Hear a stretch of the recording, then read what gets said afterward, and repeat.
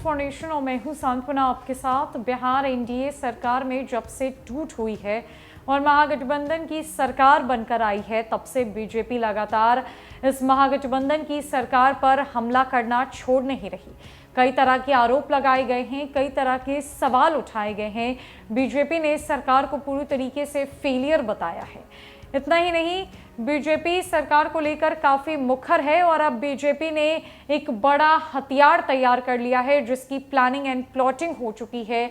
जहां मुख्यमंत्री नीतीश कुमार और तेजस्वी यादव को ध्वस्त करने की, उन्हें करारा जवाब देने की तैयारी की गई है। साल 2024 का लोकसभा चुनाव और साल 2025 का विधानसभा चुनाव अब नजदीक आता जा रहा है, जिसको लेकर रणनीति और राजनीति दोनों सेट की जा रही है। ऐसे में बीजेपी ने एक बड़ा प्लान तैयार करते हुए, ताकि ये महागठबंधन की सरकार पूरी तरीके से ध्वस्त होकर जमीन पर गिर जाए, इसके लिए 5000 जनसभाएं करने का ऐलान किया है। ये 5000 जनसभाएं अगले 2 महीने में होंगी, जहां बिहार में पंचायत स्तर पर बीजेपी खुद को मजबूत करने की कवायद में जुटेगी। नीतीश तेजस्वी की छवि को पूरी तरीके से धूमिल करने का काम बीजेपी की तरफ से किया जाएगा।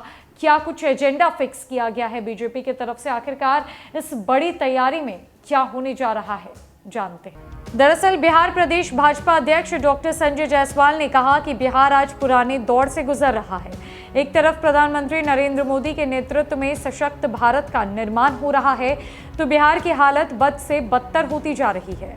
बिहार की सत्ता में बदलाव के बाद दरभंगा ऑडिटोरियम में आयोजित प्रदेश कार्य समिति की पहली बैठक में उन्होंने कार्यकर्ताओं से कहा कि मुख्यमंत्री जंगल राज की शरण में जा चुके हैं। ऐसे में हमें बिहार की जनता की उम्मीदों पर खड़ा उतरना है।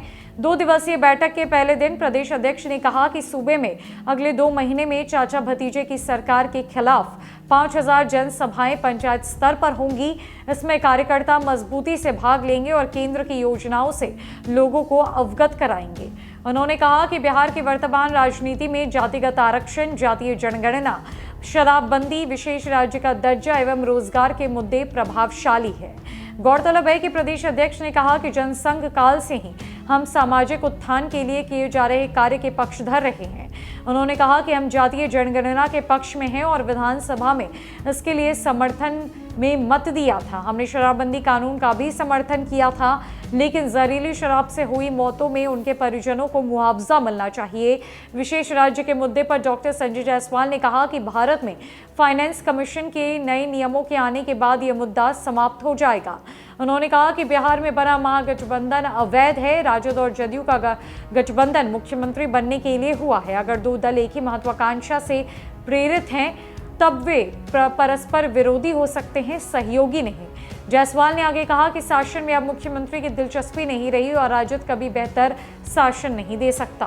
बीजेपी ने एक बार फिर महागठबंधन की सरकार पर जबरदस्त वार किया है और बिहार बीजेपी के प्रदेश अध्यक्ष संजय जायसवाल ने कहा है कि ये सरकार पूरी तरीके से विफल है, क्योंकि अब नीतीश कुमार को सत्ता चलाने में, सत्ता का सुख भोगने में कोई दिलचस्पी नहीं रह गई और राजद ऐसी पार्टी है जो कभी शासन कर ही नहीं पाएगी, क्योंकि वो इसके लायक ही नहीं है। ऐसे में नीतीश तेजस्वी को पूरी तरीके से ध्वस्त करने की तैयारी बीजेपी की तरफ से पूरी कर ली गई है। दरभंगा में हुई बैठक में संजय जायसवाल ने इस बात की घोषणा की है कि आने वाले 2 महीनों में 5000 जनसभाएं पंचायत स्तर पर आयोजित की जाएगी, जहां बीजेपी मजबूती से भाग लेगी और कवायद शुरू होगी आरजेडी और जेडीयू के खिलाफ। फिलहाल के लिए इस अपडेट में इतना ही। नमस्कार।